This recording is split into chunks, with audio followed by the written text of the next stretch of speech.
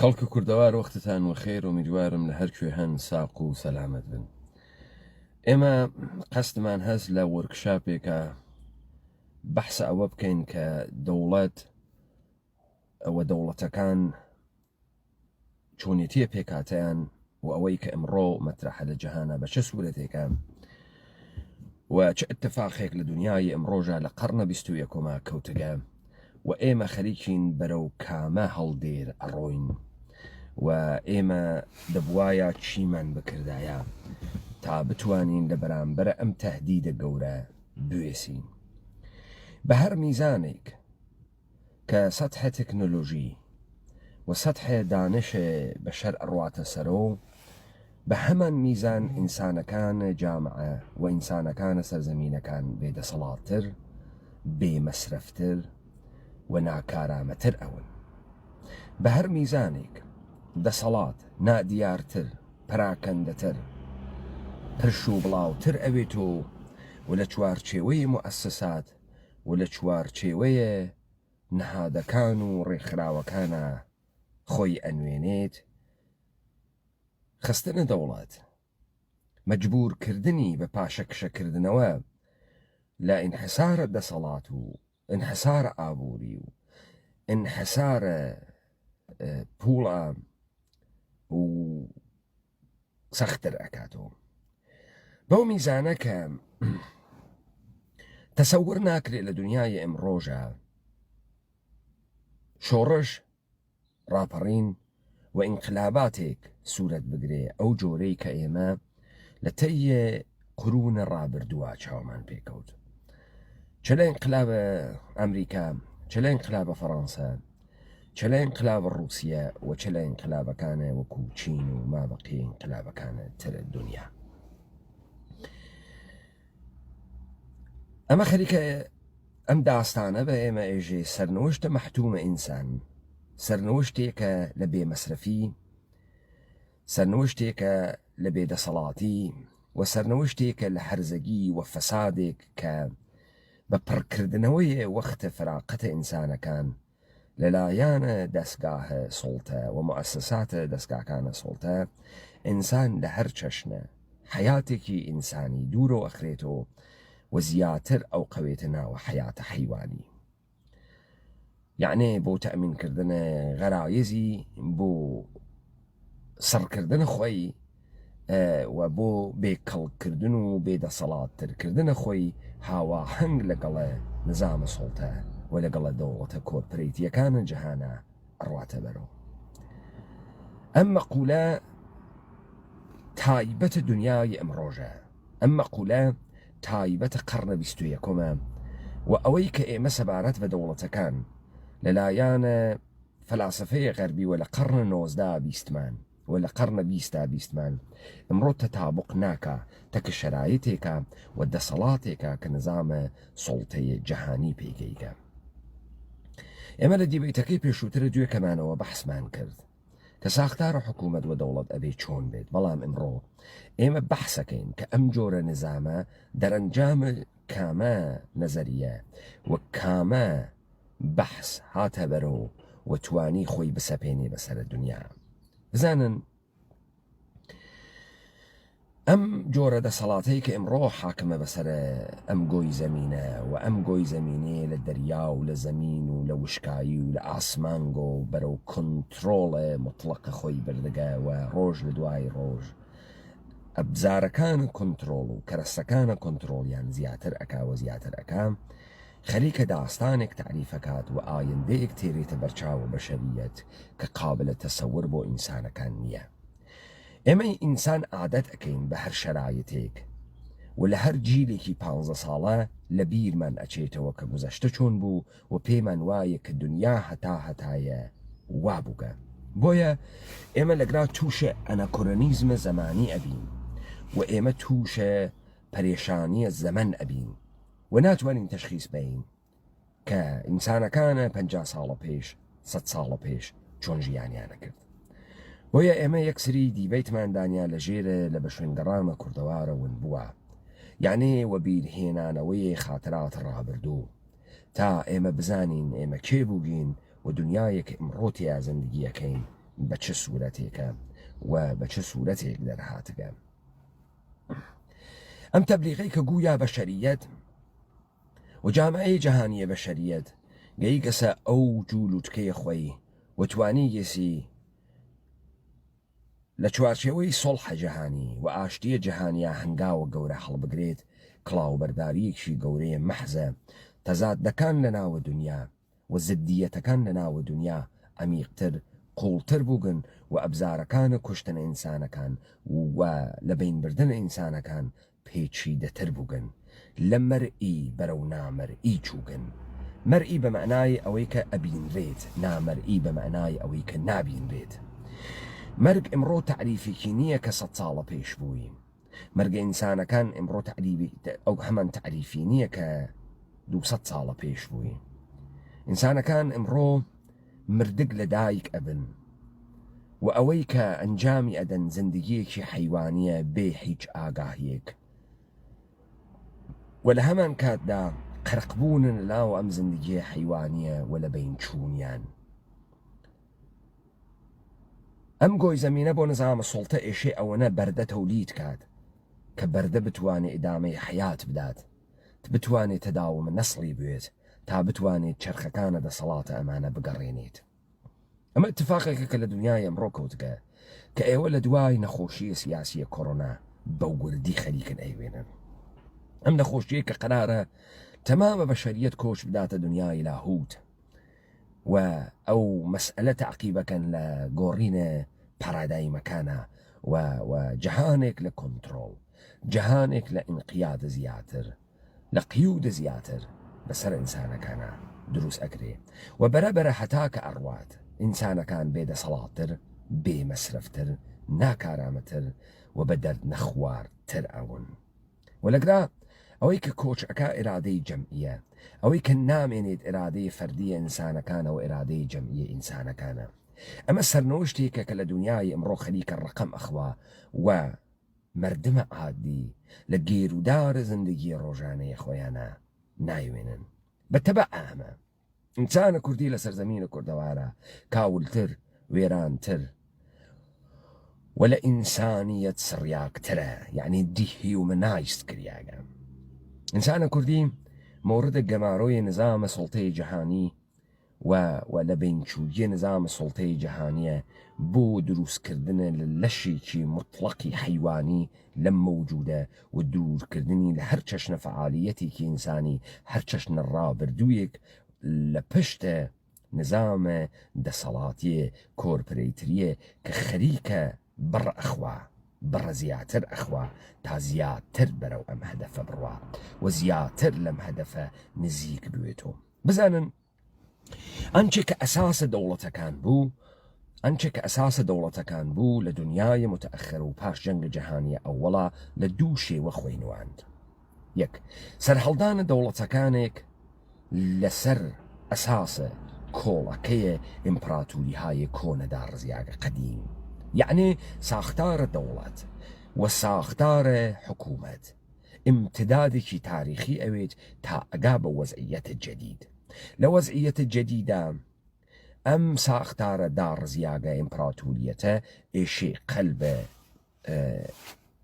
فۆرم بدات و لە دڵە ئەمە یەک چەشنە و ئیدەیەک دەوڵەت ملەت تێنە دەرەوە. مەسەلەن بۆ مثال ئەمە ئەو تاریخەسە پێشفەرزە ئەوانە کە ئیمپراتوریەتێک بە ناوی عوسمانی مەوجودە، ئیمپراتوریەتێک بە ناوی مەمالەکە مەحروسەیە قاجاڕیە مەوجودە و لە دڵە شکەستە ئەمانە و گۆڕینە پێستەیە ئەمانە دەوڵەتە تورکیە، دەوڵەتە ئێران،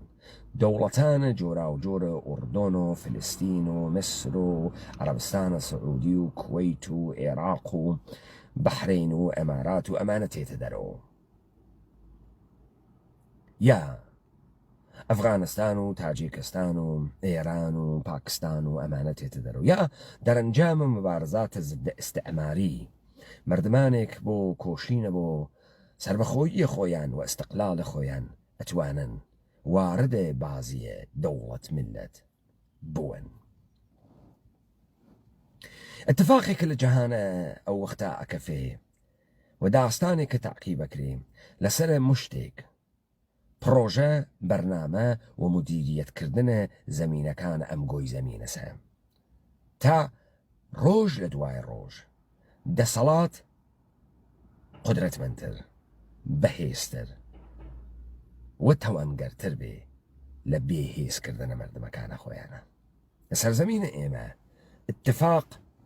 اتفاقێکی عەزیم بوو داستانێکی عەزیم بوو حتا زیاتر بەرەو ئەو هەڵدێرە بڕۆین زیاتر لە ئینسان بوون و زیاتر لە کورد بوون دوور ئەکەوینەوە و چارەیە ئێمە چارەیە نادیارە دیارە نابودیە بۆیە ئەنچێک کە تۆ تەحتە ناوە هەڵسوکەوت و هەڵسوڕان و مبارزاتە بۆ گەیشتنە بە سڵحە جەهانی شێوەیەکی تر تەولید ئەکات لە هێژەمۆنی و دەسەڵاتە ئیمپریالیزمە کۆرپەرەیتیە نظامە سوڵتەی جودۆکریستیانەتی بەسەرە دنیا بە لە دەستگرتنە قوانینە بینولملەلی قوانینە دەریاکان بە لە دەستگرتنە انحصار ئیعلام الشەڕ لەلایەنە سازمانە ملل متحدەوە بە هەبوونە حەق قوتۆیە 5 قدرەتە هەستەیی و ئەتۆمی یاڵەتە متحدەی ئەمریکا بریتانیا فەڕەنسا چین و رووسیا ئەمە نەک بەردەوامی سڵحە لە جیهانە بەڵکو ئینسان لە ماهیەتە ئینسانی سڕینەوەس تا زیاتر متیعتر ڕامتر دەستەمۆتر بوێت و لەگرا کەس ئێعترازی نەمێ بەرامبەر بە مؤسسات کۆرپۆرێشنەکان کۆمپانیەکانە نێودەوڵەتیە کە چنگیان خسکەسە سەرم گۆی زەمینە و ئینسانەکان لە ئستثمارە مطلقە لە بلاحەتە مطلقە لە حماقەتە مطلقە و لە ژیانە حیوانی مطلقە تێڵنەوە هەتا زیاتر ئەڕۆینە بەرەوە پێچیدگیە ئەم دەسەڵاتە کار ئەواتە جێگەی کە تۆ نازانی لەگەڵ کێ تەرەفی نازانی ئێشەی دەست بۆ یەخەی کێ بۆی نازانی ئێشەی لەگەڵ کێ مشتومڕکەی دەسەڵات تۆی و تۆ دەسەڵاتی شخصێکی تر دیار نییە تۆ بەلاماری بێ بەلامارە کێ بدەی سەردەمانێک کۆمۆنیزمەکان فکریانە کرد ئێشێ پەلامارە ئیمپریالیزمە ئەمریکا و نظامە سەرمایەداری بدەن ئەمڕۆ تۆ پەلامارە کێ ئەدەی پەلامارە کێ ئەدەی ئیمپریالیزم لە قاڵبە چی هات کەسە دەرەوە سیستەم اقتصادی بەتەنهایی یا هێژمۆنیەکی تام و کامل لە کۆنترۆڵە ئینسانەکان لە دەستکاریکردنە حافزەیە ئینسانەکان لە گۆڕینی خوو خصڵەتی ئینسانەکان و لە عادەتدانیان بە زندگی حیوانی و قەناعەتکردنە ئینسانەکان بە زندگی حیوانی هەشتێکی تر نییە ئەم چەشنە تاریخ سازیە کە منتەهی ئەوێ بە دەوڵەت میلەتەکان تڕەهاتێکە کە لە بنە تەوتەئەیە کلیسا و کەنیسە تێتە دەرەوە بۆ خاتری ئەوەی سابت بکات دێشم شێرکێش لە تو لە تاریخا مەوجود بووگن و عامل ئەنسجامی ئەمانیشە باس ناکات کە توانی گیانە سەرزەمینهایەک لە ژێرە حاکمیەتە خۆیان نابێرن و لە ئیمتدادێکی تاریخیەوە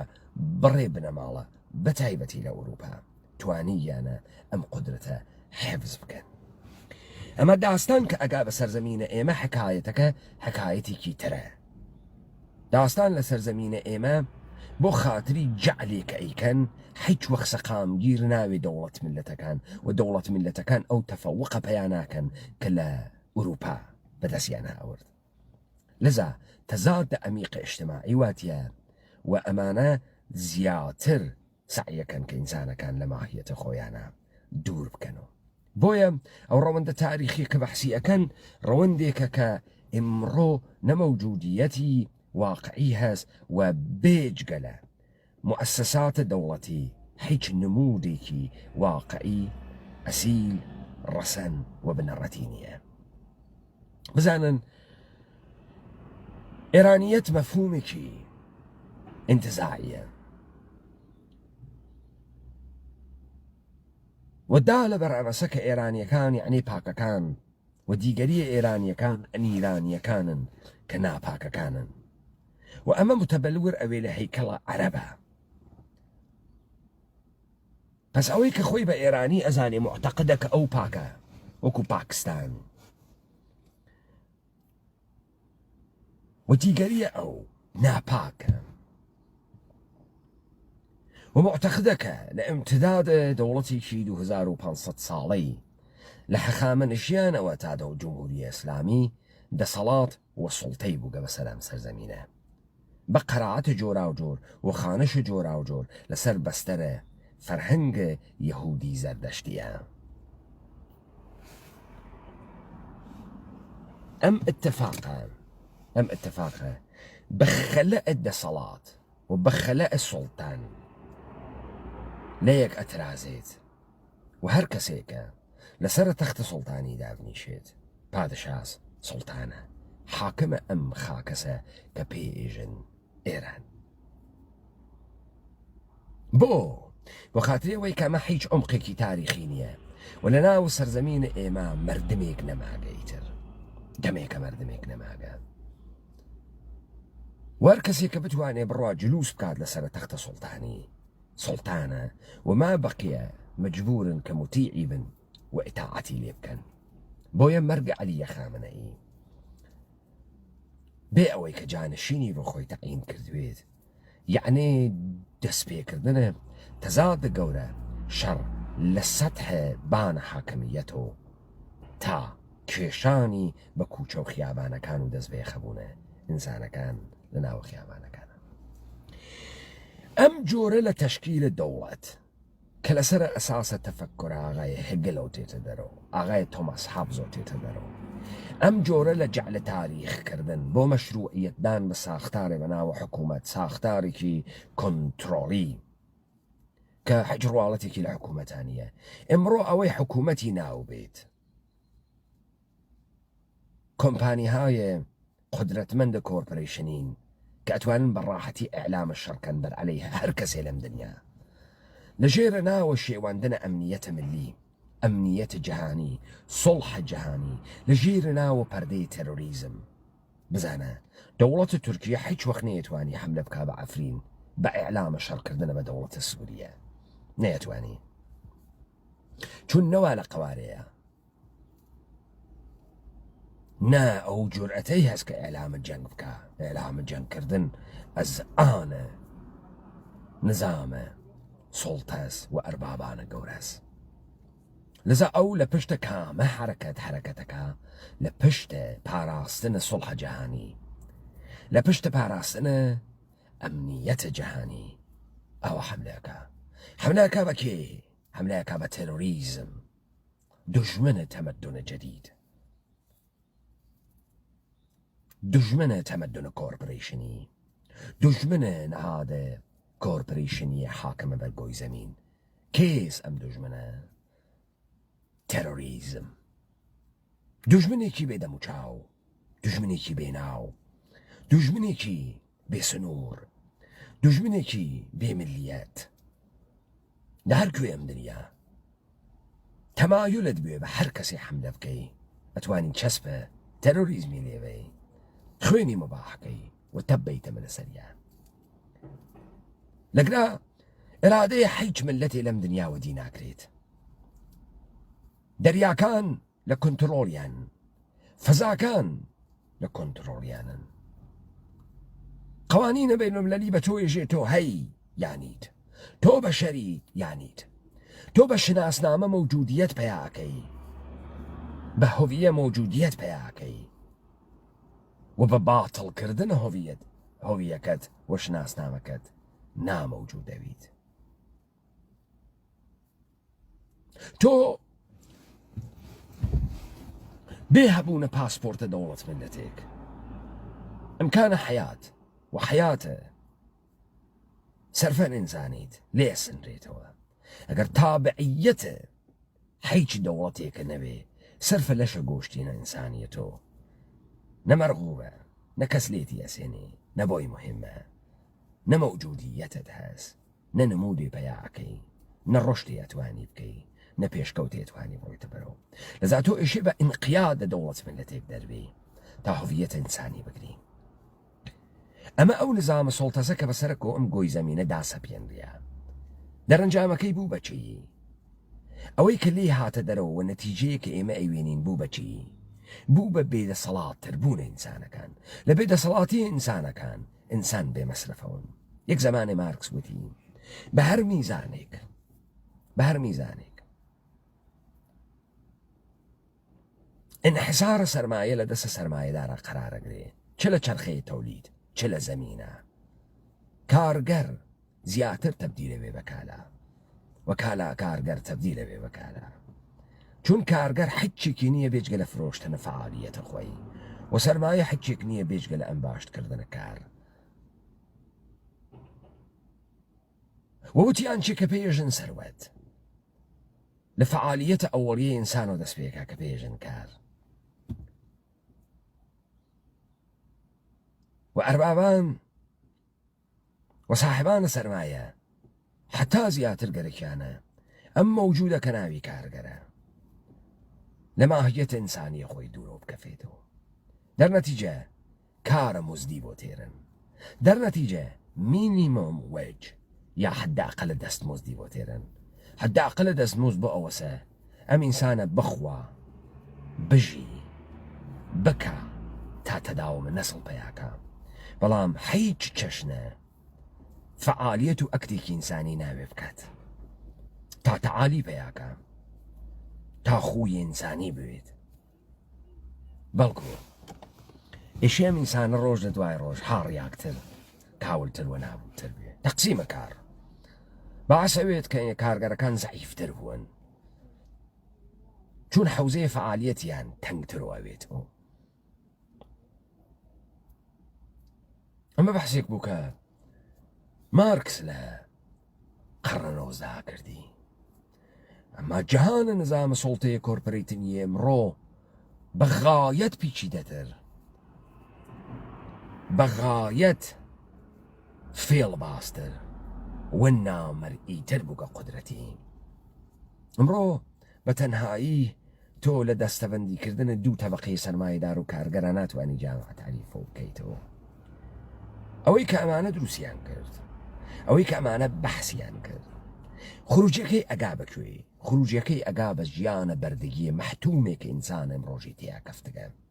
مثالتان بۆ لێدەم مثال کامە پرسە منتەقی وا لە پشتە ئەمریکا ئەمڕۆ لە ئاڵمان و لە هۆلەند دەوڵەتانە ئاڵمان و هۆلەند ڕوو بە خەڵکە خۆیان لە ساعاتە 8:30 شەوە تا ساعاتە 4 بەیانی ئیعلام حکوومەتە نظامیان کردگە مارشاڵڵە و یاندانیاگە کامە تەوجیهە هەمەگیریە کۆرۆنا ئەی چۆن لە تو لە ڕۆژە مەردە بەتوانی هات و چۆ بکات و خەرید بکات لە ناوی دوکانەکانە گەرەکتە چی سابتکەی چۆن تۆ لە ساعاتە 9 شەو تا ساعاتە 5 بەیانی نەتگەرەکەم کارە بکەی گەرەکتە چی نیشان بەی قودرەتە خۆت مەرئیۆ بکەیتەوە قودرەتەکەت ئێرادەی خۆت نیشان بدەی کە دەوڵەت هەیە لە گرا مەوجودە و ئەم دەوڵەتە ئاگای لە هەرچی شتەیە وەس یا ئەوەی کە بەربگری بە هاتنە دەرەوە یا شۆڕشە خەڵکی لە شەوانە کامیانە ترسە لە کۆرۆناس پاراستنە مەردەمە لە کۆرۆنا یا قودرەت نیشاندانە دەسەڵاتە کامیانە چۆن دانەیەک ئاڵمانی دانەیەک هۆلەندی ناپرسێت چه منتەقی وا لە پشت ئەمریکا تۆ لە ساعاتە 9 شەو تا 4 بەیانی منەکەیتە ماڵەوە و من بۆم نییە بێمە دەرەوە چۆن ئەم مەردەمە لەم جەهانەوەکو کاوەڕ سەریان خسکەسە خوار و پرسیار ناکەن چی بەر بەم حاکمیەتانە ئەگرێ ئەم مەردەمە لەمە کاولتر بکەن مارکس بەحسی کرد وتی هەتا ڕقابەتە سەرمایەداری زیاتر بێت میزانە بێکاری ئینسانەکان زیاترە بێ و کارگەرەکان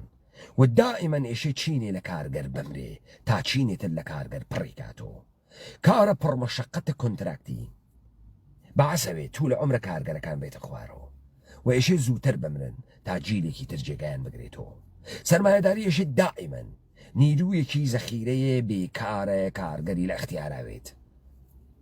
تا بتوانێ بەڕاحەتی جێگەیان پڕکاتەوە. ئەمە بەحسێک بوو لە قەڕنەوە زەمارکس کردی، بەڵام سەر جەهان ئەمڕۆژ بکەن.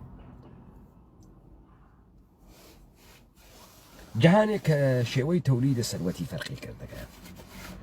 جەهانێک کە ساختارەکانە ئیجتیماعیەکەی ڕۆژ لە دوای ڕۆژ زیاتر ئەگۆڕێت، جەهانێک کە ئیتر ئێمڕۆ بۆ تەولید سەرفەن احتیاجی بە کارگەر نییە. بە تەولیدات ڕۆبۆتیکتر، ماشینیتر لە پشتە هۆشە مەسنوعیە قدرەتێکی عەزیمی دەسەڵاتداران و ساحبانە سەرمایە و ساحبانە انحساراتی تەکنۆلۆژی خەفتەگە. ئەی تۆ چ کارەی لە دنیای ئەمڕۆ؟ ئەی تۆ چی ئەەکەی لە دنیای ئەمڕۆ؟ تۆ کامە چارەنووس و کامە ئایندە بۆ خۆت ئەوێنیت؟ ئێوە لە ژێرە دەسەڵاتە کۆرپۆریشنە ئێرانی و عێراقی و تورکی و سووریا لە عەدەمە قەتعیەتێکا خەریکن زندگیەکەن کە معلوم نیە سوحانانتان هەست یان ئێستان، ماڵتان هەست یان ئێستان، گیانتان هەست یان ئێستان، چون هەرچی شتە لە ئێرادەی جەهانیە خەفتەگە. دۆلار بێتە خوار، تۆ باوبەختی، دۆلار بڕاتە سەر، تۆ باوبەختی، نەفت بسێنن، تۆ باوبەختی، نەفت نەسێنن، تۆ باوبەختی. یعنی ئەم جۆرە اتفاقە کە لەم جەهانە کەفتگە کامە ئایندە خەریکە بۆ ئێوە ڕقم ئەدا و کامە ئایندە بۆ مناڵەکانە خۆتان متەسەورن، لە کامە جەهانە گەرەکتانە زندگی بکەن و ئەم تەداومە نەسڵ و حیاتە بەرەو کوێ خەریکاتان وات. ڕۆژ لە دوای ڕۆژ تۆ زیاتر ئەحساسەکەی کە هیچ نییە لەم دنیا، ڕۆژ لە دوای ڕۆژ تۆ زیاتر ئەحساسەکەی کە زائیدی بێمەسرەفی لەم دنیا، ڕۆژ لە دوای ڕۆژ حتا میزانە ورودە کالاکان و مەحسوڵاتە کۆرپۆرەیتی زیاتر و زیاتر ئەوێت، تۆ زیاتر و زیاتر ئەو قەویت و خۆت فرامۆشەکەی.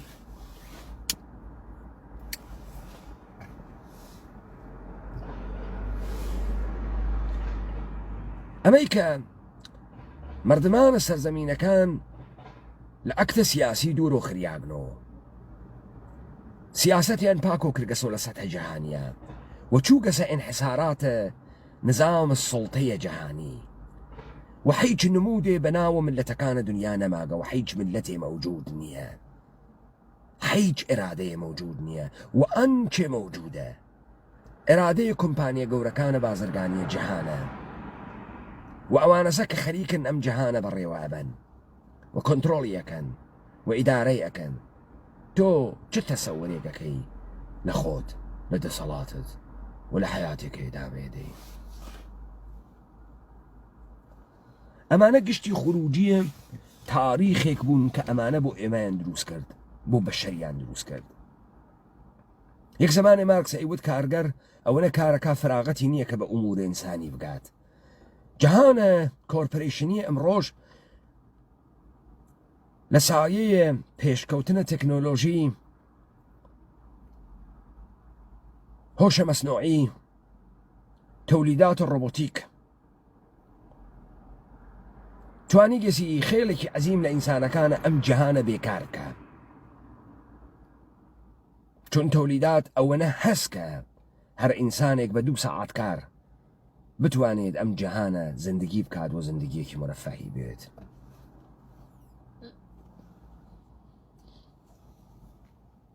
بەڵام تۆ ئەوێنی مەشاغڵە پێچیدەیە ئەحمەقانە لە ناوە شارەکانە دنیا دروست ئەوێت، مەشاغڵێک حەسە معلومیە بە چێ دەردێکە خوا، فقط بۆ خاتری ئەمەسە کە ئشتغالزاییان کردوێ کاورایان مەشغوڵ کردوێت تا لەم ئەم باشتە سەروەتە عەزیمە کە لە سایەی ئەم پێشکەوتانەوە دەست هاتکە بڕێ مەشاغڵە کاذب دروستکەن.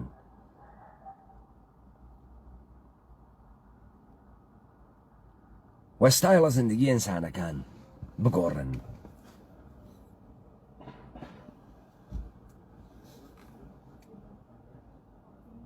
حتا زمانێک ئەم ئینحساراتە لە دەسە ئەمانە تنتر و تنتر و تنتر و تنتر ئەوێت. ئایندە داهاتوو ئمڕۆ ئەم لەحزە سەختتر سەختتر دڵتەنگتر حیوانی ترەوێ وەختی فراغەت فرە بوو و بە پێچەوانەی دنیای مارکس ئاحاد ئەفرادەکانە جامعەیە وەخت زیاتریان پیا کرد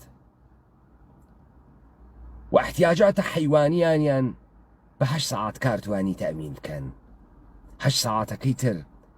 کەوتنە ژێرە دەستگاهە بۆمباردمانتە ئینتەرتەینمنتیە نظام سڵتە کە زیاتر کاولیانی کردەوە. مارکس معتەقد بوو کە کارگەر ئێشێ و نەکارکات کە بەشێک لە ساعەتان ڕۆژە خۆی اختصاص با بە ئەکتە ئینسانی تا بتوانێت تەعالی پەیاکە بە هونەر بە ئەخلاق.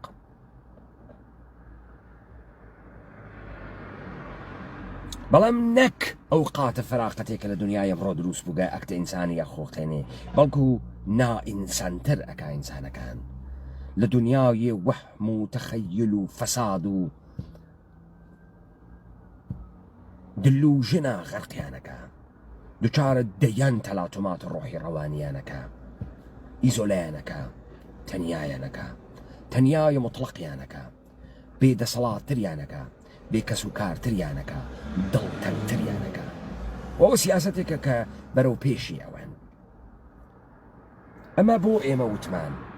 ڕاپەڕینە کوردەوار سەربەخۆ ئاخرین شۆڕشە. بزانە وەختی تو جەهانە تەقسیم کرد بەر ئەساسە دەوڵەت میلەتەکان و ئەم دەوڵەت میلەتانەت بردە ژێرە قەوانینە بەینەلملەلی بە بەهانەیە هەبوون دوو شەڕە گەورەی جەهانی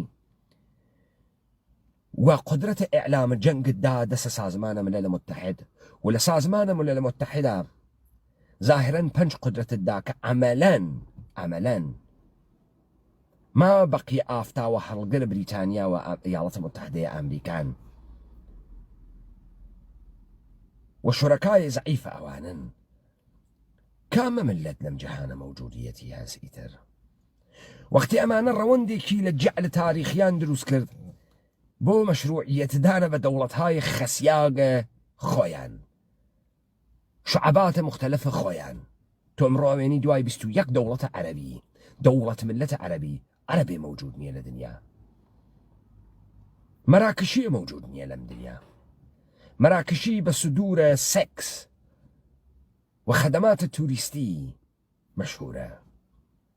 مصری هەروە تونسی هەروە. ئەمە بووگە بە شعاریان ئەگرایانە بۆ ئەڵڵا ناوپایان بۆ عەبدوڵڵا. ئەمە شعارە هەر لە لوبنان و حتا منتهى عليه المراكش. عەرەبێ مەوجود نییە ئێرادەی عەرەبێ مەوجود نییە. لەناو ڕۆژهەڵاتە ناوەڕاستە ئەم مەفهومە ئەمریکا ساختە. ڕۆژهەڵاتە ناوەڕاست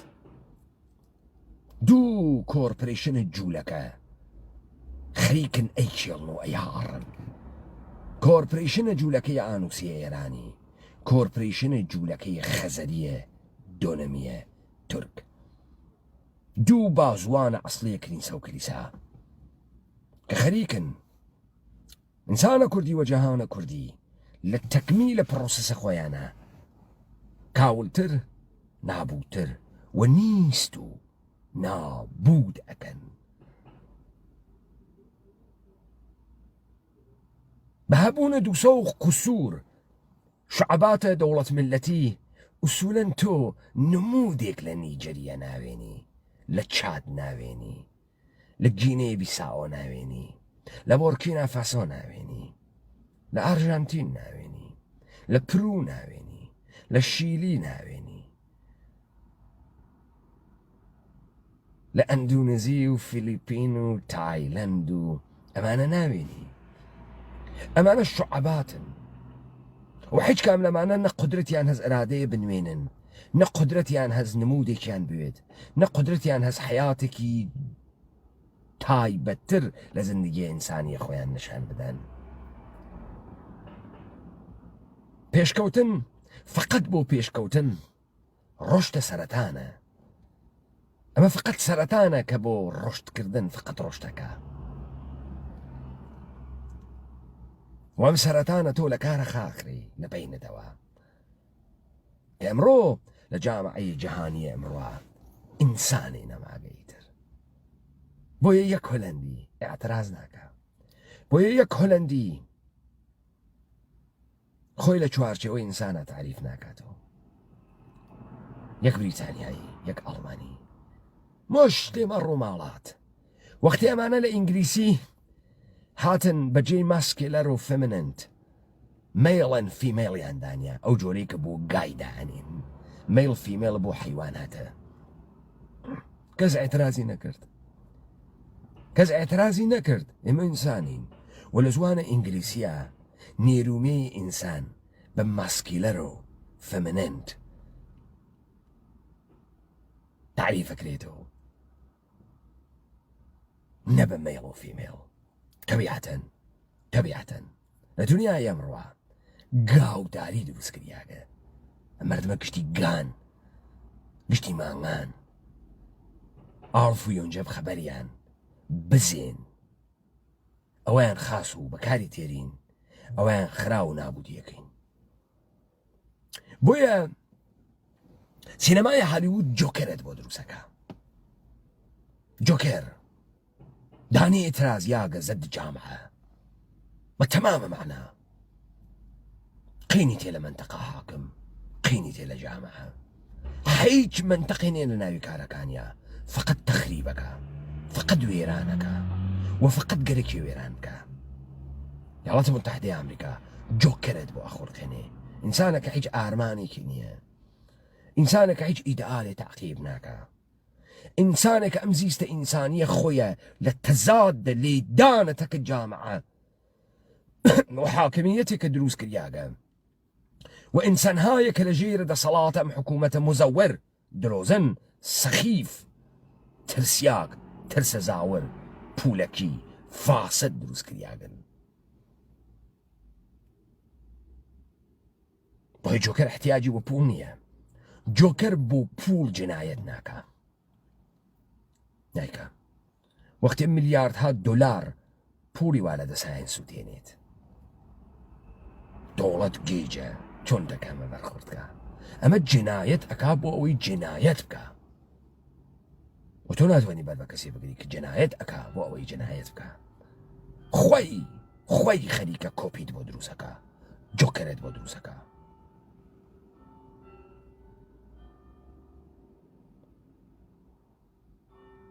كيلم دنيا بتو ايجي دولت كيلم دنيا بتو ايجي انسان فهميده كيلم دنيا بتو ايجيت انسان دليره بيباك منتقدك فرنساوي لانتقادك لنابلئون كردي وتي بهرجيرية نابلئون للتوب لأصلاحية توب ميدان الشرق يزون كرد اترعج انساني حازرني اخوي باوا كشت چون لميدان الشرع يتدلاوري معناي نما شجاعة وشمشير كيشي معناي نما تكنيك وشوفاليابون معناي نما توب صلاح مخربك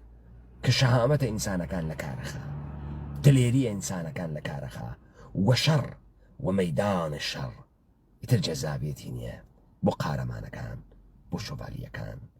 بو دليرة كان لحيج حوزيكا حيج شكويك نماكا وقت ببهبادك ولا أسمانغا بأسباو بازيك ولا أسمانغا قارماني قدنا برب بومبيكي فوسفوري ام خدای نامرئیه ده صلاة کورپریشنی چنان ترسی که خسکسنا و دلم گوی زمینه که هر چشنه فعالیت برپشتانوه و اراده انسانی سست بوگه هیچ کس فکر ناکه شی بتوانید نبرام بره ام ده صلاة نامرئیه و مرئیه بوسید هیچ کس گشتی تسلیم بوگه قشتي حلبوقة لنا وحنجارة كانيا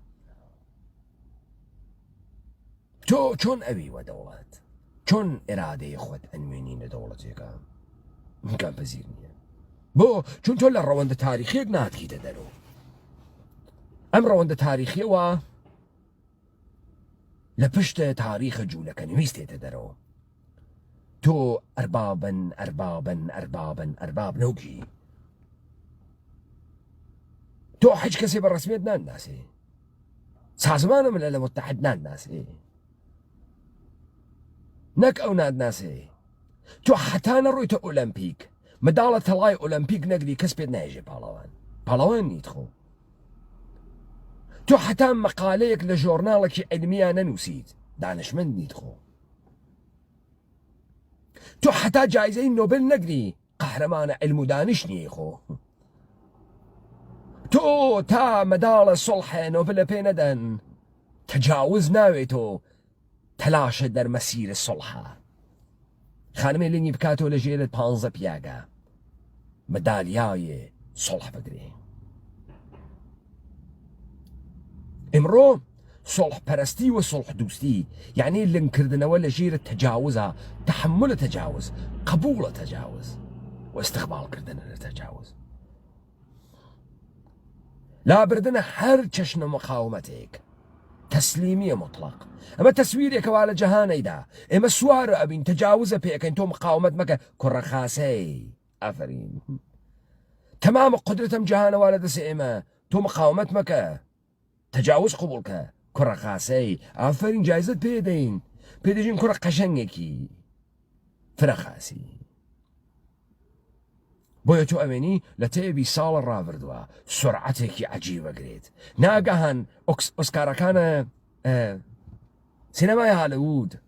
فیلمە بەرتەرەکانی فیلمهای گەی بازیە ئەویش گەی ڕەش گەی تەسویرە قارەمانە جەدید نەخائینە نەدرۆزنە نەخیانەتکارە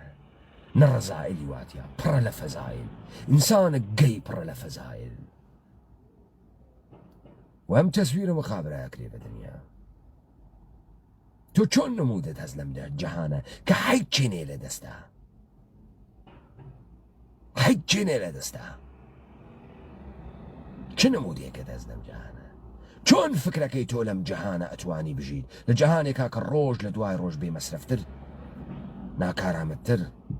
بێقودرەتتر و بێ ئێرادەتر دەکەن لە جەهانێکە ئەحساسەکەی هیچ نییە هیچ لە جەهانێک کە سیستەمەکەی خەریکە بەرەوە جێگا ڕوات ئەو کاغەزەی وا لە دەستان و کەناوی پوڵەویش حەز بەکاوەیە کا بە ڕقەمە ناوە یەک دەیتا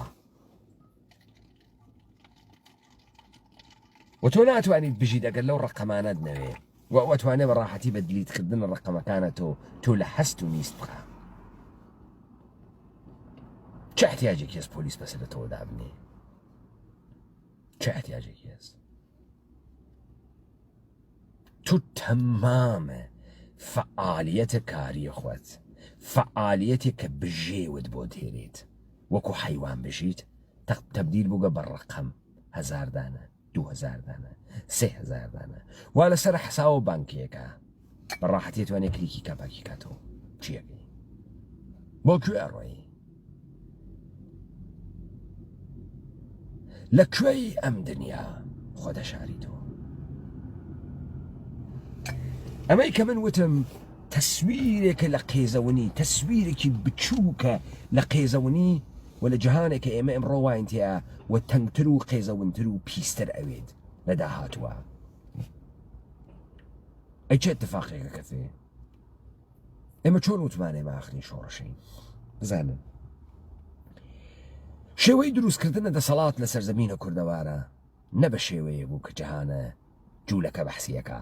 فتح سەرزەمینەکان لە دەورانە قەیم و تەوەسوتە ئەدێ قەبایل لە ژێرە وەحشیگەری و تەجاوزە یا لە ژێرە تەبلیغە دینە ئەوش ئەدیانە ئیبراهیمی کە لە ناوت دڵە ئەمە میر بێتە دەرەوە میر نشینەکان کۆپیە جوولەکەس بۆ سەرزەمینە کوردەوار ئێمە هیچ میر نشینێکی گەوادمان تا 300 ساڵە پێشنەوە بێ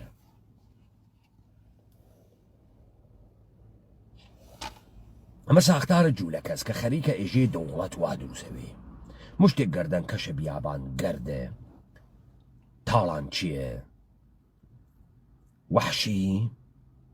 پەلامارە مەراکزە تەجەموع جەمیەتی سەرزەمین هایەگەدەن بە کۆیلێتیانە کێشن و ئەبن بە حاکمیان و سوارە ملیانەوە وأما امتداد بياكا لتو لحكومة داريانا امتداد بياكا تا دا صلاة أوروبايا كان تيبرين الأوقيانوسا كان وساختار حكومة كليسا وبعد تولد ناسيوناليزم جزارة بدوران صنعتي دارشتن الجامعة دروس كردن الجامعة خلقاندن مفاهيم جديد تعبير كردنوا ودارش نوي دا صلاة سرلنوية أما كارجولك أبو وما تعريف جولك أزدجان بلام لم سر زمين إيما يك دفتر موجود نية كخراج مالياتي مير حيز وابسته بدولة عثماني نشان بها مگر تو مير دولة عثماني نوگي مگر تو ناوي خراج وباج وماليات بقري بو دولة عثماني مثلا خراج لمردم بقري لسطا بيسي بو خواد لسطا هشتاي بو خليفة عثماني كوا دفتر مالياتي كات كوا دفتر مالياتي كتو ماليات سنگ لمردم ايما باج سنگ لمردم ايما لسر زمين ايما چون نيسا چون هم دفتر تانية ولي يكبش ترهات تحتنا والشعراء مزخرفة اللي بقيرة درباري موجودة شعر حالي خروب بخفو بابرنا أمرت خانو يوسفي بود هيج خريدار نداشت چون پر لم شعر ترهات حر شاعر لقم ديوار دا كفي دفتر مالياتي حكومة أم إمبراطورية برطمطراقة موجود نية خب لقاته بنتيجة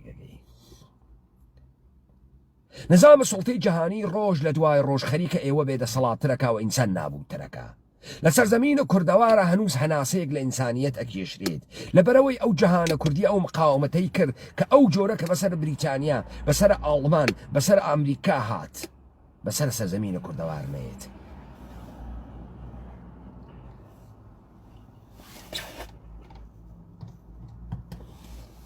وبتواني آخرين شورش دروسكا بس من بقى ووتم أمانة لحرشي بشا أوان بتو يجن توكي تو قارماني تو دانشمندي تو هي تو موجوديتي هز تو دولتي تو حزورة هز أوان بتو يجن هي بزانا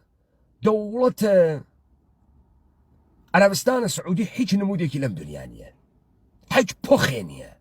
حيج عربي حيج إراديكي لم دنيانية حيج نية نوكران نظام سلطان مشتي عربيان بو كنترول كرغن فاسد كاول سك پرست قل پرست حيز كليسريان بو الله سونا وقليان بو عبد الله عربي موجوديتي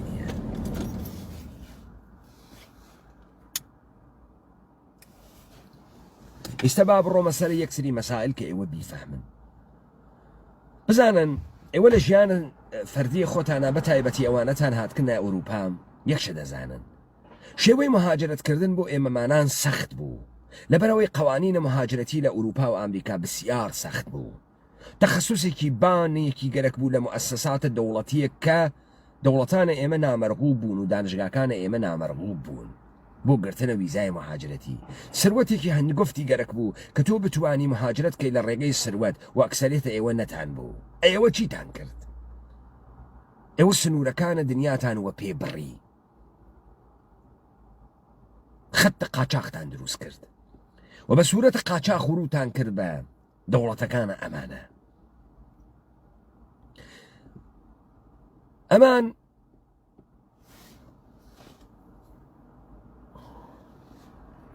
مجبور بون كأيوة تحتنا وبناهن بقرن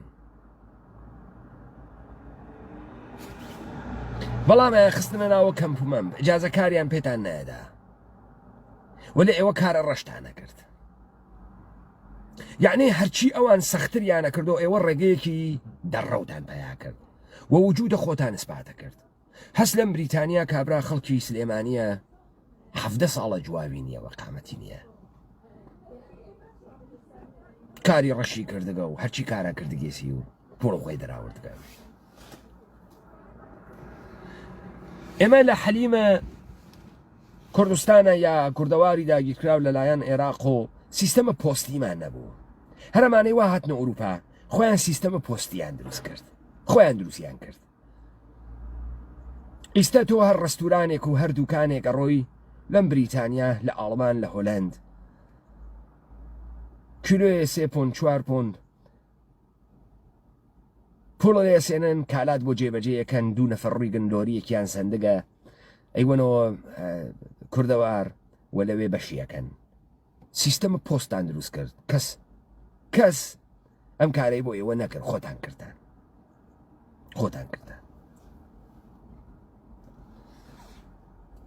حەج کەسێ لەم دنیا بە ئێوە نایژێ کوڕە خاسە حەج کەسێ لەم دنیا تا نەوکەریە مطلقی نەکەی تا تەجاوز پێکریاگ نەوی جایزەی سڵحە پێ نادا ناتکاتە ئاشتی خوازە دنیا ژێ نادیا مرادوی 17 پیاک سوارە بوون و تۆ مەقاومەتە نەکردوێ لەزەتە بردوێت ئاواویتە حەجکە پێت نایژە کوڕە خاسە بابزانن ئەو جۆرە لە کۆپیکردن کە ئینقلابات بە عەسەوێ دەوڵەتەکان بڕۆخێنی و دەوڵەت بگریتە دەسۆ شێوەی جوولەکە بازیە سەرزەمینە کوردەوار کورلەن فەرقەکە مدل ئێمە وانیە نە حیزبمان دروست کرد نە حیزب دروست ئەکەین نە ئاعترازاتە خیابانی بە تەنهایی ئەکەین و پێمان وایە ئەمە ڕاح گوشاس بەڵکو ئەنچە جەهانە کوردی بەحسی ئەکات دانانە دەوڵەتێکە لە ئێرادەی مردم تێتە دەرۆ هەروە لە مسالەکە کە دام ئێوە کۆشتان کرد بەرە ئوروپا بێ ئەوەی کە دەوڵەتانی ئوروپایی ڕزایەت بن سنوورەکانت بڕی حەج کەسێ لەم دنیا بە تۆ نایژی بێ ئەوە دەوڵەت بیگرە حەج کەسێ بە تۆ ئیجازە نادا تۆ دەوڵەت دابنی حەج کەسێ نایڵێ تۆ خودێ بنوێنیت گشتی لە تۆ پرسیمەکە تۆ کی حەج کەسێ ئێرادەیە تۆ وجود ئینسانیەت و جدی ناگری چونگەرەکیانە بتهاڕن چونگەرەکیانە کۆیلەتکەن ئەمە لە سەرزەمینە کوردەوارە دەوڵەت چۆن دروسە و نە بە هجوومە قەبایل نە بە جوولەکە سازیە درۆزنانە نە بە دەسەڵاتە دینی بەڵکە دەوڵەت بە حزور دانایانە ئەم سەرزەمینە دروست ئەکریام دانایان داناکانی کۆ ئەکردەوە و ساختارە دەوڵەتی دانیا ئەوەسە کە خەڵکی تێناگا کە ڕاپەڕینە کوردەوارە سەر بەخۆ خەریکە چی ئەکاوە چی کردگە ڕاپەڕینە کوردەوارە سەر بەخۆ حیزب نییە چۆن دەوڵەتێ خۆی ئەوێت و حیزب ڕاپەڕینە کوردەوارە سەر بەخۆ هەمان کارەکە کە ئەژدادە ئێمە کردیان لە توولە تاریخە ئێرادەیە خۆیان ئەسەپێنن بەسەر سەرزەمینە خۆیانە ماتەڵیش نییە لە کەس ئیجازە بگرن مەتنە ڕاپەڕین مەتنە دەوڵەتە مەتنە هێز و دەسەڵاتە کوردیە ماتەڵاوە نییە کەسێ بە مەشروعیەت ناناسین کە دەوڵەتە لە سەرزەمینە ئێمە تاڵەبانی و بارزانی حەلیمن مشتی فاحشن کە موقەتیوان ناو سەرزەمینە تەسەورکەن لە جەنگە جەهانی دووەما فەڕەنسا کەوتە ژێرە ئەشغاڵە ئاڵمان فەڕەنسەوی ماتەڵنە و ئاڵمانی پێی بێژێت تخوا بێ دەوڵەت دابنێ فەڕەنسەوی نەوی لە بڕنەوەکەی وتی من تۆ ئەکەمە دەرۆ من ساحێوە ئەم مەملەکەتەم چوە بریتانیا چووتەکەوانە خۆی سازماندەهی کرد و عیدەیەکی لە داخڵمانۆ تۆ فکرەکە ئێمە ماتەڵی یاڵەتە متحدەی ئەمریکا پێمان بەژێوە دەوڵەتن کۆرپۆرێشنە جوولەکەی ئانووسی ئێرانی پێمان بەژێوە دەوڵەتن حەلیم پێمان بێژێ ئێوە دەوڵەتن ئێمە دەوڵەت دائەنین هەم دایئەنین هەم ئێرادەکە و زۆرەکە نیشانە دەین بە گشتیان دامانیاکە دەمێکە دامانیاکە شێوەیە دروستکردنە دەوڵەت لە کوردەوارە فەرقەکە فتح سەرزەمینی نییە لە پشت تانکە ئابرامزە ئەمریکاییەوە نایێت لە پشت مبارزاتە ئەحمەقانەیە کڵاوبەردارانەی ئەستعماریەوە نایێت کە مەهاتما گاندیە ئەنگلۆفیل بۆتی بکات کە جەواهر لەعل نەهرۆیە ئەنگلۆفیل بۆتی بکات کە ئەقباڵە لاهوریە ئەنگلۆفیل بۆتی بکات فارغ التەحسیلانە دانشگاهایە بریتانیایە کەمبریج و ئەکسفۆرد نەوکەرانە دەستگاهە ئیمپراتوریە بریتانیا نا جهان كردي كلن فرقك لجهان كردية للدل أم خاك للدل أم سرزمين ناو إنسان حقيقية كردية دانا يان أم سرزمين دولة أم سرزمين دانين وأحاد أم مردمي شبيا وبسيطة كافكا هو دولة دان ري نبا تأييد سازمان من المتحد نبوي كمان برومنا وخيابان بيجم مسعود بارزاني أرباب شبين يخوارو مسعود بارزاني أخسينين وإعدام يقين أو بكمك أبرامزو دولة إيراني ودولة تركي أو تماتي تركي في شك أمريكاي لو دانشتقا ولا جامعة أنا إيمس سرزمين هنا إيمس لذا إرادة مردم متبلور أكين إرادة مردم كاناليزة أكين وإرادة مردم هداية أكين آواتو بوجودي آواتو لم دنيا مطرحوي آواتو لم دنيا بو أولين بار دولة حقيقي تتدرو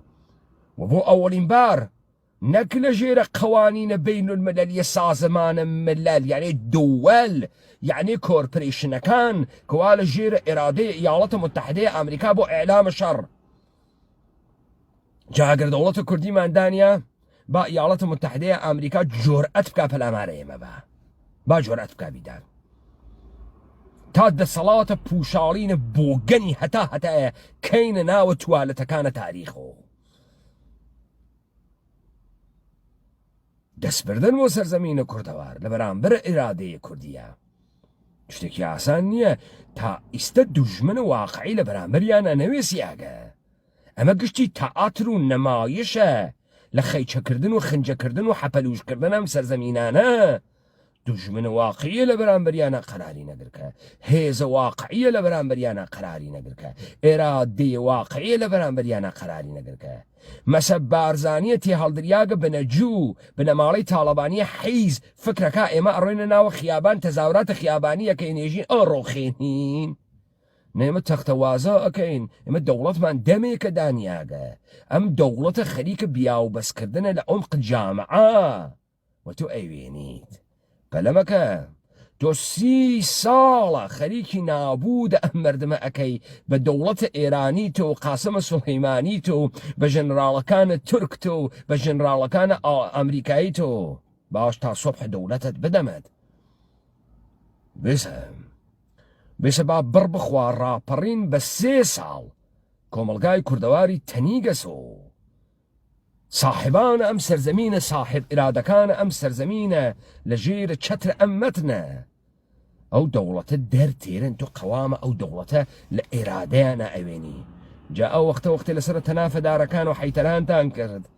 أفهمن يقمن ماس چني كريبو دركوتنتك دانائي واقعية كاريونية جهان دروي ماتريكسي ايوا لبرامبر يك قطره حقيقتا نابوده دولة او جورة دا انريوا انسان كردي دايانيت جا او دولتك انسان كردي دايانيت او ارادك ناو الدلياتي تدرو قلكومي ليبكن بين بوي تا ام كردوار بكين باطلاق مرقة كسيفترين ونقريسترين دا صلاة التولة تاريخها ده صلاة الجودو كريستيانتي ده صلاة الكنيسة والكنيسة دجمنايتي كرد لقل ديقرية أديان إبراهيمية حج وقت واوناويت حج وقت صلحان تكاناكات حتى نابودية مطلقة انقياد أديان إبراهيمي تا داني كرد وإرادي كرد لم سرزمين ما بي ولم جهان ما بيت أم دجمنايتي تواوناويت وأو كاريكا كإرادة وتبلور إنسان كردي لدولة كردي أخوي أنوينيت ونشانية دات بويا مكارة حركسك نية تو أميني لما تنرى برينا دانا كان كرتين دانسقا كانتين كلبلي متكان لأولوتين واتو لحجكوين ددين لبن مغارة كانا كوتون لجير السركوبة تواه دميان بستو تارومار بون بأقسان وخاطة أم قوي زمينة آخري كزوان بياكن آخري كتين جابيسة بديار ساختار الدولة كردي وائي وان أي فهمن نەلەی تێئەگەن نەحاڵین تەکەکیا تەرەفن بۆیە ئەمە چارەی ئێمەسکەیشی بیکەین مەجبورین کە بەرەو ئەم ئازادیە بڕۆین خوی ئینسانی و کوردیمان پێمانێژێ و ئێشێ بیکەین ئەنا لەگەڵ نابودی مطلقە خۆمانە دەست و پەنجە نەرمەکەین لەگەڵ داپۆسیان و داڕزیانە واقعی خۆمانە دەست و پەنجە نەرمەکەین ظهور ئەم دەوڵەتە لەم سەرزەمینە اتفاقی نەبوو فقط لەم سەرزەمینە ئەم اتفاقە کەوت نە لە حیشکوی ئەم دنیا نە لە گواتمالا نە لە یاڵتە متحدەی ئەمریکا نە لە کانەدا نە لە ئوسترالیا نە لە ئاڵمان لە سەرزەمینە کوردەوارە کە دەوڵەتە حەقیقی نمود پێیاکە و تێتە دەرەوە و لەم بڕهەیە تاریخە ئەم اتفاقە لەگراکەوتەکە بۆ ئەمە گزارشێک بوو کە ئێوە بفەهمن دەوڵەتە کوردی چه شەکڵیە لە بەرامبەر کیا وێسیاگە چۆن دروست ئەوێ چۆن ناگەهان بە سوورەتە ئەنزەمامی لا ئەکەیت و ئەیوێنیت بەلەمەکە کە دەوڵەت ئەوڵ دەحفە لە دڵ و لە زێهنادا ئەنرێ بعد بە شێوەیە ڕەفتارە سیاسیە مردمانە ئەو سەرزەمینە نمود پەیاکە لێو دووە لە قاڵب کەلامە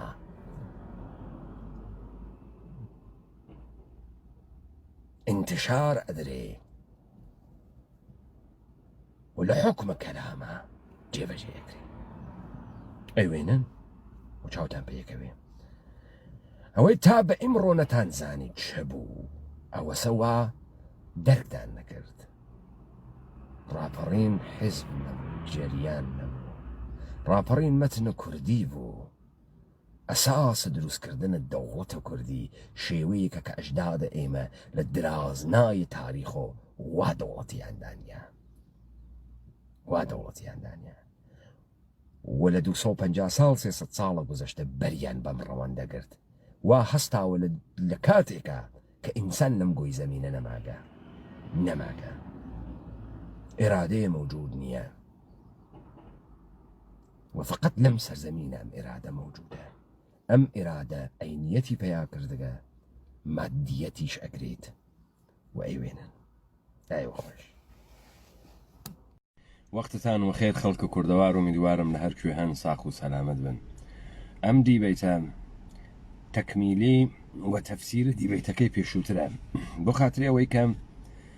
شێوەیە داناییە کوردی جۆرێکە کە ئەکسەریەتە مردمە ئێمە لە ژێرە فشار و بۆمباران و زەهنیەت سازیە نەزامە سڵتە تەسەورێکیان لەو جەهانە کوردی خۆیانە نییە بۆیە من مەجبورم دیبەیتەکەی تر تەفسیر بکەم بۆ خاتری ئەوەی ئێمە دەرکێکی دروستتر خوێندنەوەیەکی ئەمیقترمان سەبارەت بەم مەسئلە بوێت بزانن من چەندین مثالم هاوردۆ لە دیبەیتەکەی تر مثالم هاوردۆ لەوەی کە وەختە ئشغاڵ فەڕەنسا لەلایەنە ئەرتەشە نازیۆ خەڵکە فەڕەنسا لەگەڵ ئاڵمانە شەڕی کرد با من ئەم تەسویرە بکەمەوە بزانن دەوڵەتە ئاڵمان وەختی فەڕەنسای ئشغاڵ کرد ئەمە نەبوو کە دانەیە ئاڵمانی حکومە فەڕەنسا بکە بەڵکو لە ژێرە ئێرادە و ئشغاڵگەریە ئەرتەشە ئاڵمان مارشال پەتەنە فەڕەنساوی حکومە فەڕەنسایە کرد سوال بۆ خەڵکە فەڕەنسا تەحملە دەسەڵاتە ئاڵمانی نەئەکرد وە شەڕی تەکا کرد پاریس دەستی نەخوارد پاریسیان وێران نەکرد بەڵام بۆ خەڵکە فەڕەنسا مارشال پتەنێک کە فەڕەنسەوی قسەیە کرد و فەڕەنسەوی ئەسڵ بوو ژەنەڕاڵە ئەرتەشە فەڕەنسا بوو لەلایەنە نازیەکان و دانریا مورد ئەستەقباڵە خەڵکە فەڕەنسا نەبوو بۆ خاتری ئەمەی کە لە زەهنە مردمە فەڕەنسا ئێرادەی متەبەلور بووگە مردمە فەڕەنسا بە ناوە دەوڵەتە فەڕەنسا ئێستا بە سوورەتە درۆی شوێت و دەوڵەتە فەڕەنسا ئێرادەی مردمە فەڕەنسا نەوێت موجود بوو یعنی چی؟ یعنی دانەیە فەڕەنسەوی لە زەهنە خۆی بە ساحێوە دەوڵەت ئەزانی خۆی بە ساحێوە ئێرادە ئەزانی و دەرنەتیجە حزور مارشال پتنی لسرزمین خویا بدست نشانده اشغالگر و داگیرکەر سەرزەمینە خۆی زانی ئەمە بوو کە ئەو مەشروعیەتەی بە ئەو ئەدا کە ئەسڵحە بگرێتە دەسۆ و لە بەرامبەرە مارشال پتەن شەڕ بکە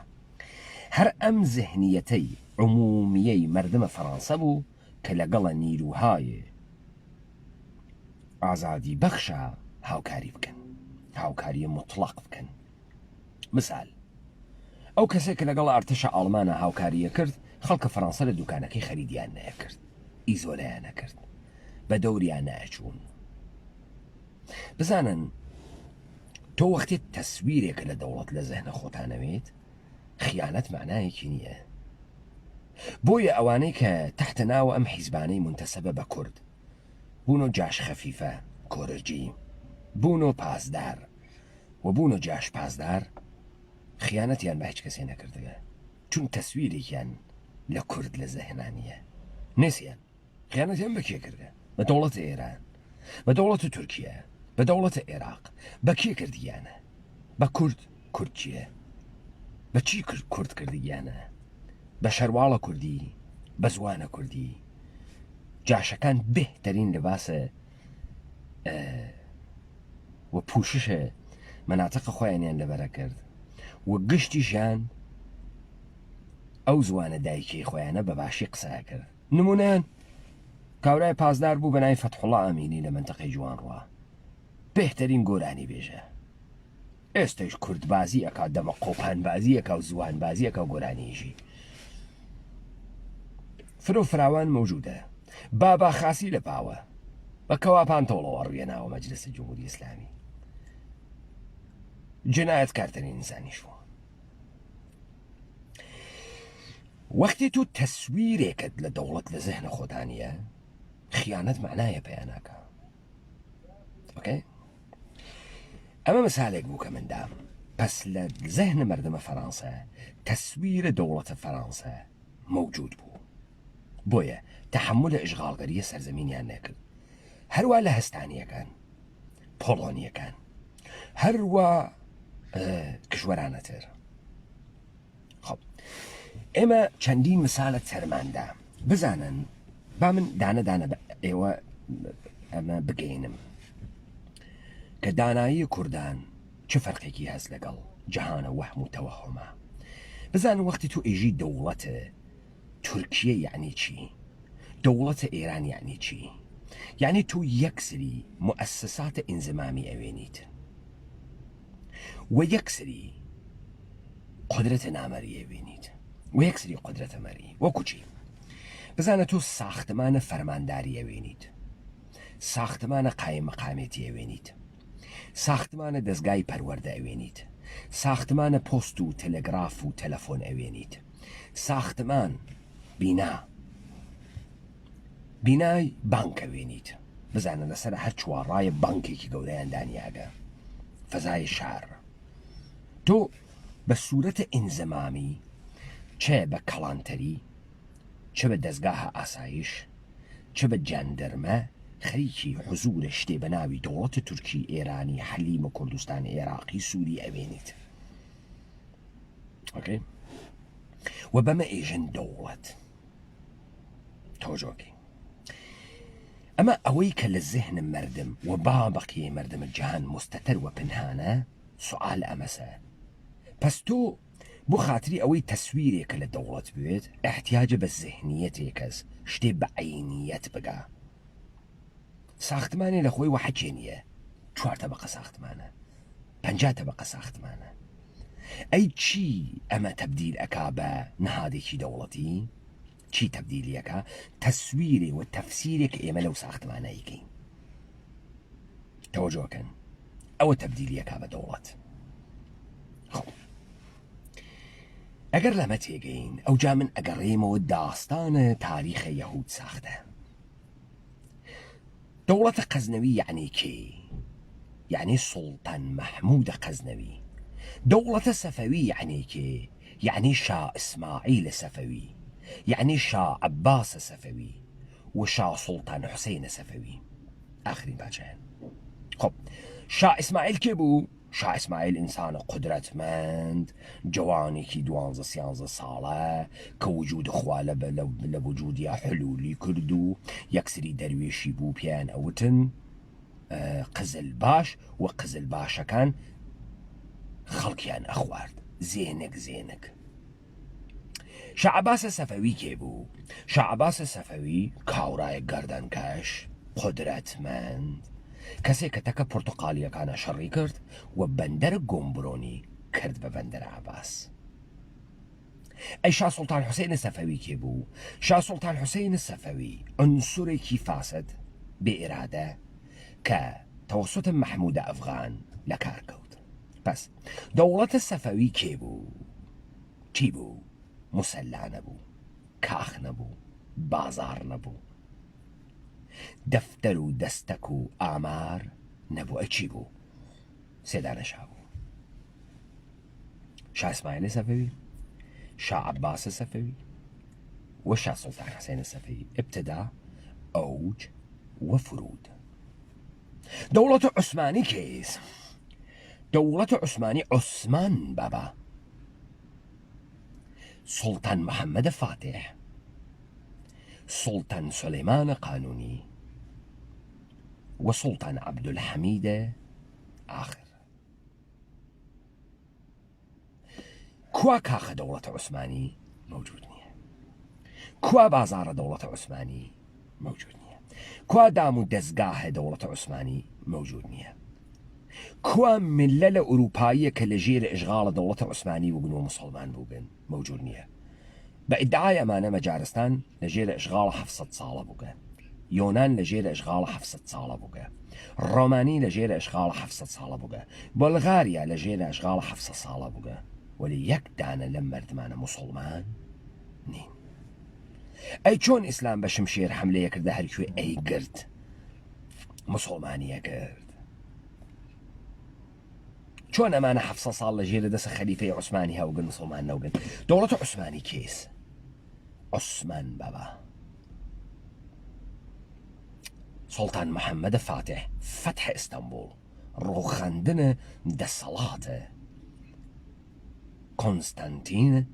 پادشاهە کۆنستانتینیۆپۆل بیزنتین. سوڵتان سولەیمانە قانونی، تەنیا سوڵتانێکی عوسمانی کە قانون تێری وێ ناویانێن قانونی، قانون و ئیسلاحات تێری و ئیمپراتوریەت لە ڕێگەی قانونەواتە ڕێوە. و ئاخرینیان عەبدولحەمید عنسورێکی سۆست عنسۆر. عەبدولحەمید حەزرەکری. پس تۆ لەگرا یەک اتفاقە وێنی دەوڵەت چهرەز نە مؤسسات. وەختی تاریخ جعلیان هەست، وەختی تەوان و ئەبزارە مؤسسە سازیان نییە لە چێرا متەبەلوێ. قدرەتە مەغدونیە لە کێ بوو؟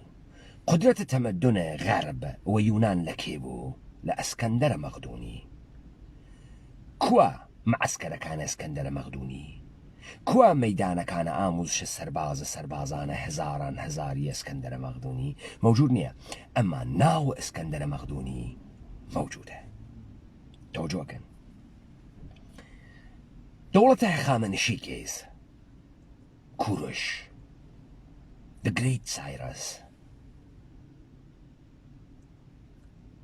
دەوڵەتە هەخامنشی کێس؟ خەشایار شا، داریوشە ئەوەڵ. مؤسساتی نەگەرەکەی تر، بازار و زەمین و پێڵ و سەربازخانە و جادەی نەگەرەکە ئەوە لە کەتیبەی بیستوونە کەندگیانە داریوشە ئەوەڵ و داریوشە سەوەم. من داریوشا، من داریوشا، شاه شاهان، شاه فلان، شاه بیسان، فرە کوڕەغازە. خۆب ئەمە خەریکە پەیامێ بە ئێوەدا، پەیامێ بە ئێوەدا. پس ئەوەی کە خۆی بە ئێرانی ئەزانێ چه تەسویرێکی لە ئێران هەست؟ کوڕۆش، داریوش، خەشایارشا، ئەردە شیرە بابەکان. تەوەجۆ بکە ئەنە و شیروان، خسرۆ و پەرویز، تاهر زولیەمینەین، یعقوب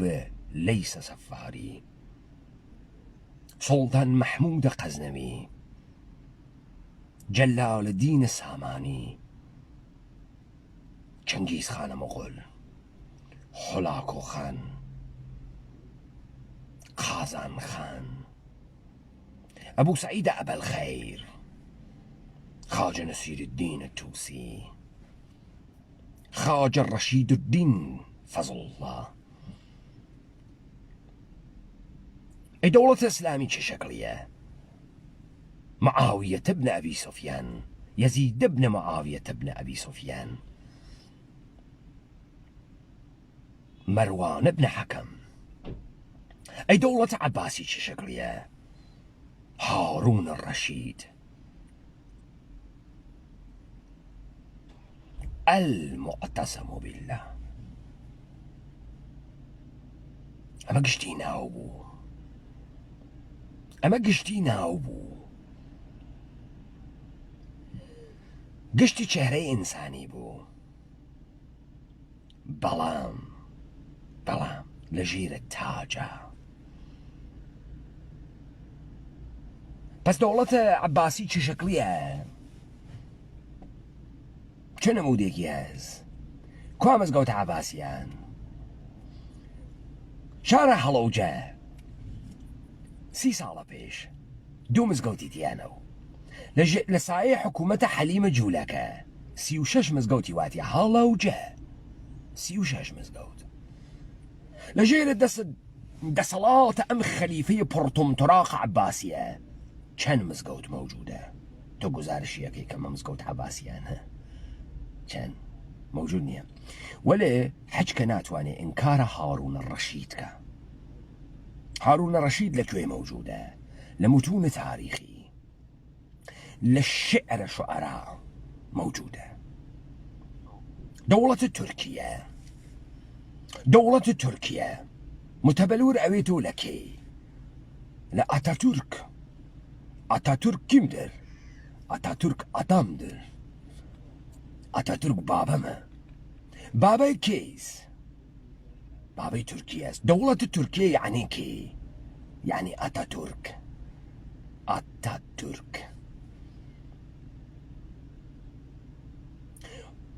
روسیە یعنی کی؟ چه شکلیە؟ یعنی پتر کبیر، یعنی ایوان مخوف، یعنی کاترین کبیر، نیکولای دوم.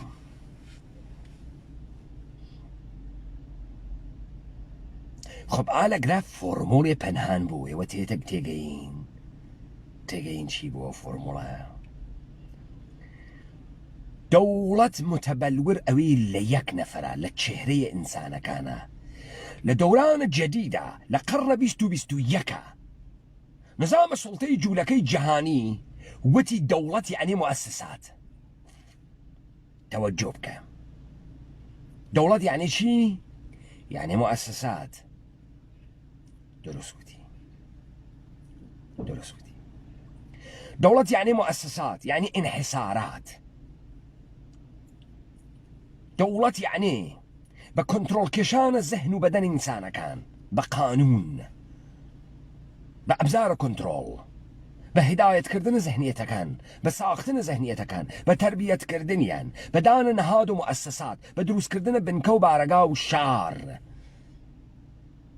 ئەمە کێوتی؟ ئەمە تەسەوەرێکە کە ئێمە لە دەوڵەت هەسمان. ئەی ئەوسا چۆن بوو؟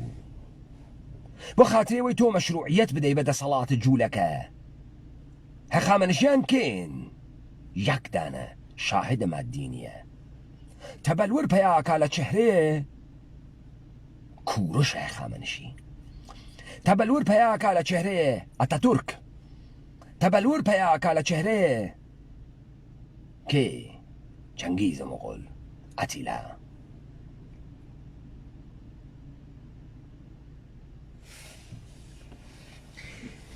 پس تۆ بۆ خاتری ئەوەی زەهنیەتێک لە دەوڵەت دروستکەی و بیچەسپێنی چێهرە بۆ دەوڵەت دروستەکەی وەختێ ناتوانی کاخ دروستکەی. چێهرە دروستەکەی. من وتم یەکێک لە ڕەوشهای سەرزەمین گرتن بزانە تۆ چۆن زەمین بۆ خۆت دروستەکەی چۆن خەڵک ئەوسا چۆن زەمینی دەرەهاورد ئەچوو بەسەر زەمینێکا کاریە کرد ئەم زەمینە هەنەی چەکسێنەوە پڕ و لە بەرد و پڕ و لە گژ و گیا و کاورا ئەچوو بەسەری و کاریە کرد و بەردەکانی لا ئەورد و گژ و گیاکەی پاکەوە کرد و ئەوێنی مەسەڵەن ئەگەر لە 6 مانگا لە ساڵێکا هەرچێ نێتوانی بووی ئەم زەمینە خاوێن کاتۆ دەورەکەی پەرژێنی ئەکێشا و ئەیوت ئەم زەمینە منە چون کارم دیا کردگە چون شرایطە کشت و کشاوەرزیم دیا دروست کردگە ئەمە زەمینە منە ئۆکەی دێ ئەمە تۆزی گەورەتری کەرەوە چۆن سەرزەمینی ئەخوایی ئەڕۆی بینای دیا دروستەکەی 50 نەفەر 60 نەفەر وەیە کۆ ئەکەونە ڕێ ئەڕۆم بینایە دروستەکەن بینایەکی گەورە بینایەکی گەورە کە لە دەوری و ماڵەچە کۆبووێت و عدێ مردم بێرن و ئەم مردمە کارکەن و تۆلید سەروەتکەن تەوەجۆکەن پس ئالەگرا شێوەیەک لە دانانە حکوومەت شار حکوومەت لە دنیای قەدیما مەوجود بووکە عدێک پوڵیان بووگە و سەر سەودایی حکوومەتکردنیان بگەن ئەوەی کە تەوانیان بوێ شەڕکەن فەتح سەرزەمینێکەن ئەمە پاسوخە تۆ ئەدا بە بینا گەورەکانە تاکەتەرا کە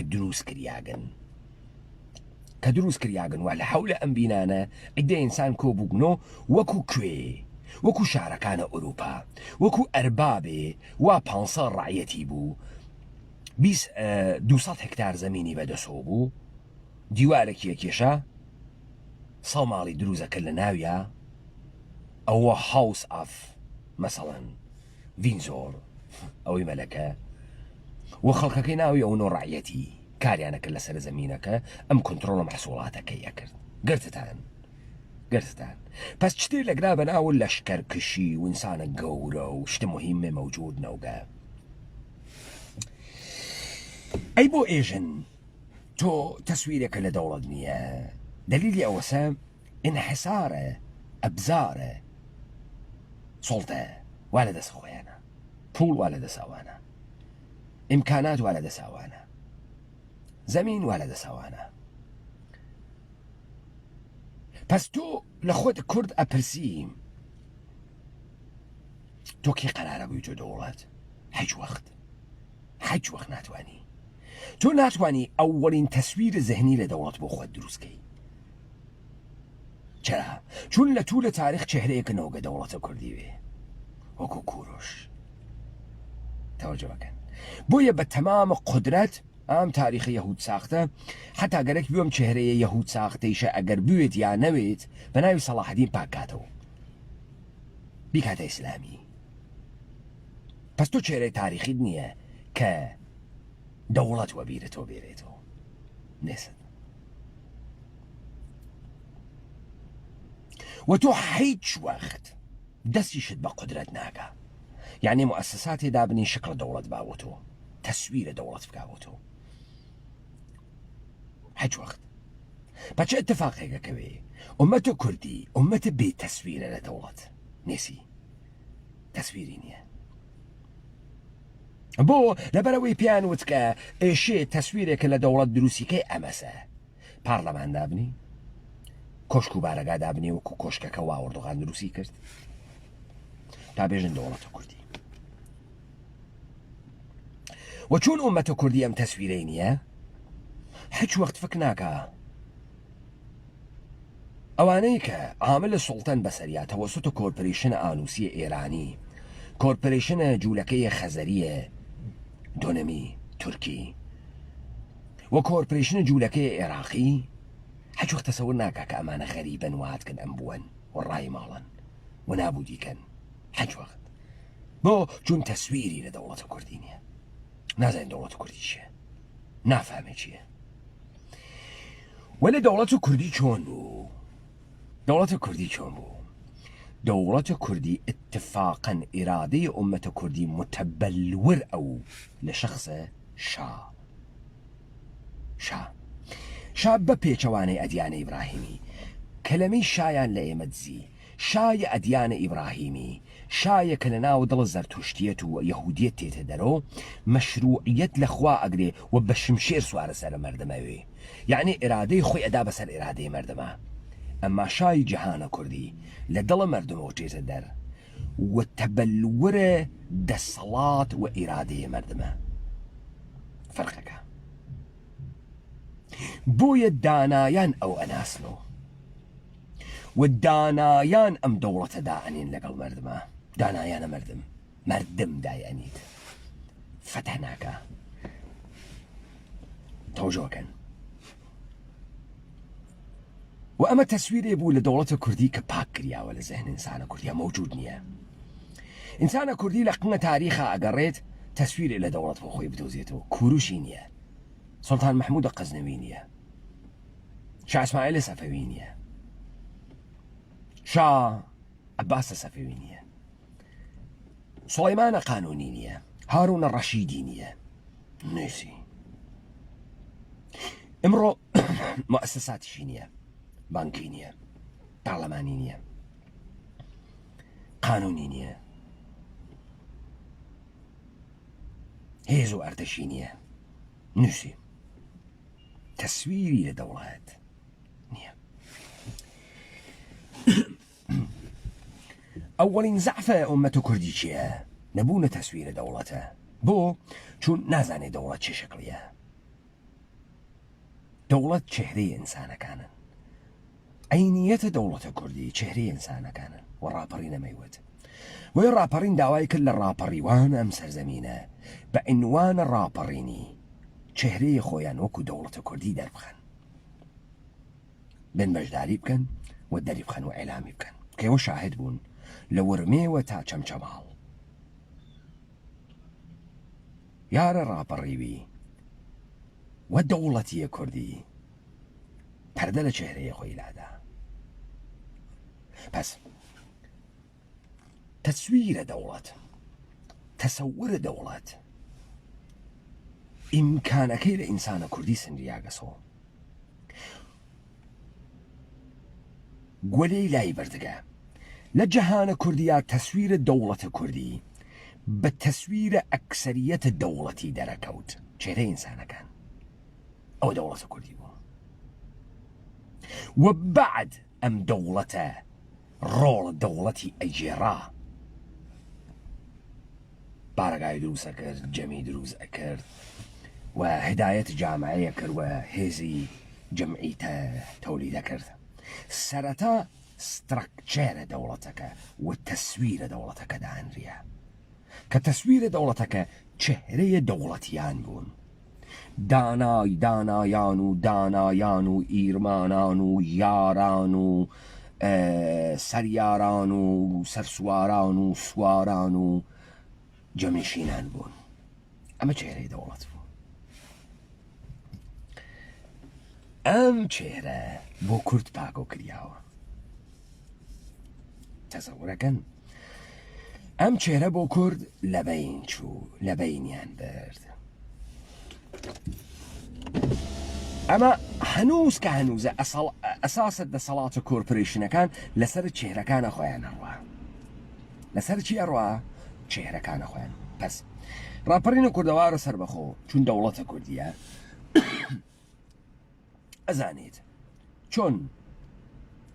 دەوڵەت متەبەلورکە دەری بێرێ دەوڵەت لە وجودە ئاحاد دەوڵەتیان و ئیرادەمەندان سەرزەمینە کوردەوارە متەبەلورە بێ هەر چهرەیەکی ڕاپەڕیوی کە دەرئەکەوێ تەسویرە دەوڵەتە کوردیە بەحسەکە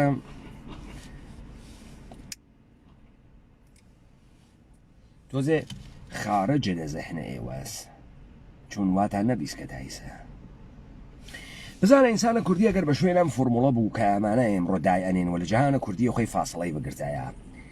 ئیمڕۆ سەرزەمینە کوردەوار وا لە ژێرە خاکە ئومەتە ژێرە پێی خاکە ئومەتە کوردیە ئۆکەی ئەو سەرزەمین و ماڵ و مەوجودە لەشە ئینسانی و فیزیکی ئینسانە کوردی مەوجودە ئەمە دەوڵەتە کوردی مەوجود نییە بۆ مەوجود نییە چون تەسویرە ئینتزاعیە دەوڵەتە کوردی و تەسویرە عینیە دەوڵەتە کوردیان لە زەهن ئینسانە کوردی پاکۆ کردەسەوە و جانشینیان کردگە بە یەکسری تەساویرە تەوەهومی تەوەجۆ ئەکەن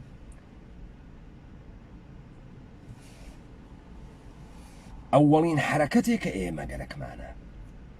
ومەشەیە دروست بکریایە تەسویرە دەوڵەتە کوردی بووە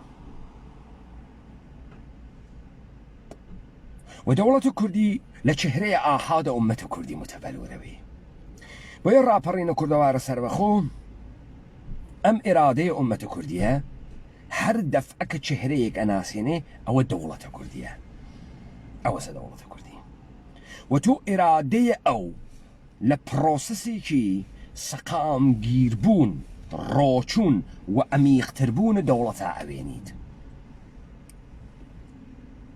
نظامە سوڵتە چۆن دەوڵەتی ئەمیقەکە بە مؤسسات و نەهادەکان دەوڵەت و کوردی چۆن ئەمیقەوێ بە چهرەیە ئینسانیە دەوڵەتی حزورە ملیۆنها چهرەیە دەوڵەتی ئینسانە کوردی کە خۆی دەوڵەتە و جامعەیە کوردی و دەوڵەت و کوردی وابووکە پس شاه سڵتانە کوردی تەبەلورە ئێرادەیە جەمعی بووکە نەک ئێرادەی خۆی بسەپێنێ بەسەرما بەقیا نەک بە شمشێر هاتووی ئەم سەرزەمینێ گرتوێت نە بە دروستکردنە چهرەیە واقعیە دەوڵەت و تەکسیرە ئەمە لە چهرەیە تەمامە ئینسانهای ئەم سەرزەمینە ئەم دەوڵەتە معنیەتی پێیا کردگە عینیەتی پێیا کردگە و کاری کردگە دانانە دەوڵەت لە جەهانە کوردیە واسە و بە ئەم سوورەتە ئەم تەسویرە ئەگەڕێتەوە ناوە حافزە و عینیەتە ئینسانە کوردی چهرەیە ئینسانە ئێرادەمەندە کوردی